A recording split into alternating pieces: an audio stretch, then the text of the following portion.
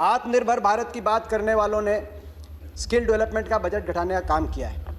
संवेदनशीलता की बात करने वालों ने दिव्यांग कल्याण का बजट घटाने का काम किया। तो न्यू इंडिया की बात करने वाले सरकार ने वैज्ञानिक अनुसंधान का बजट घटाने का काम किया है। सबका साथ सबका विकास का नारा देने वाली सरकार ने अल्पसंख्यक कल्याण का बजट घटाने का काम किया है। तो राष्ट्रवाद की बात करने वाली सरकार ने जवानों की पेंशन का बजट घटाने का काम किया।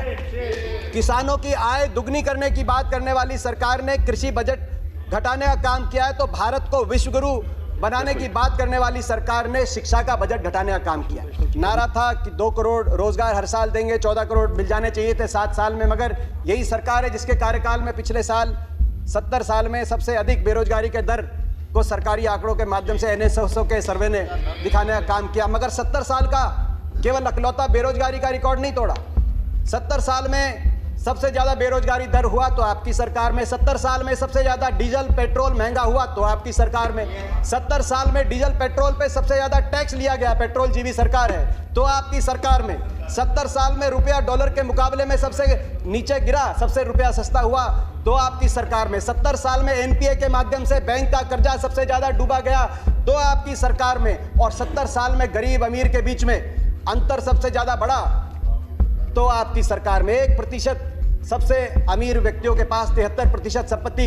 केवल कोरोना काल में 11 सबसे अमीर जो हिंदुस्तानी हैं उनकी संपत्ति में 13 लाख करोड़ का इजाफा। अनुराग जी ने कहा मंडियां खत्म नहीं हुई, सही बात है।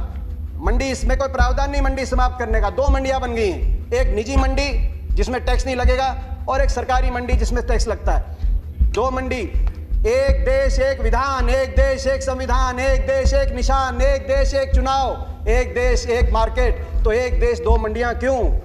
किसान ही क्यों मिला आपको?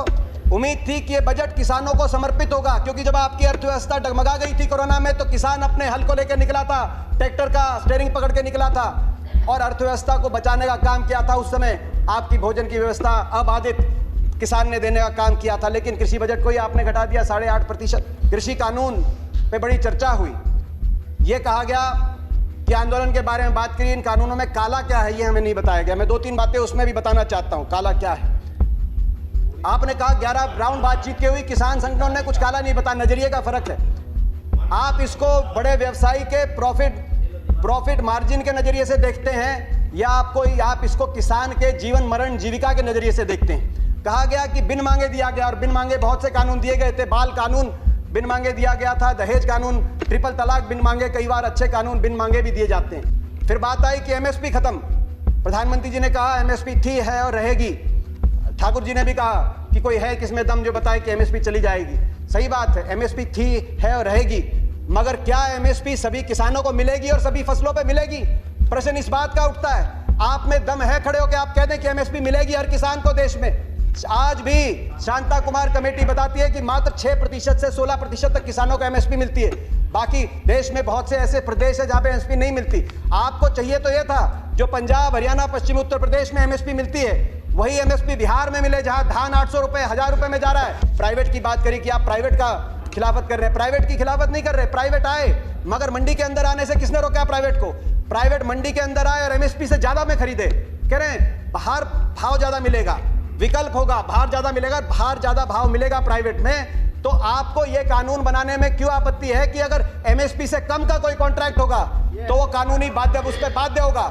हरियाणा के अंदर 2007 में हमने कॉन्ट्रैक्ट अमेंडमेंट लाए APMC के अंदर, निजी अलाउ किया निजी कंपनियों को, मगर साथ में कानून लिख दिया कि अगर कॉन्ट्रैक्ट MSP से नीचे किया जाएगा तो गैर कानूनी होगा और कानूनी कार्रवाई होगी जो लोग इस तरह कॉन्ट्रैक्ट करते हैं। बिचौलियों की बात करी कि आपने बिचौलियों से मुक्त करा दिया, कमीशन एजेंट से मुक्त करा दिया। मैं पूछना चाहता हूं इस सदन से, ये जो बड़े बड़े धन्नाड आएंगे, बड़े कॉर्पोरेट हाउस आएंगे, टाटा, बिरला, अदानी, अंबानी, पूर्ति, ये किसकी श्रेणी में आएंगे? बिचौलिए नहीं तो ये क्या किसान की श्रेणी में आएंगे या उपभोक्ता की श्रेणी में आएंगे?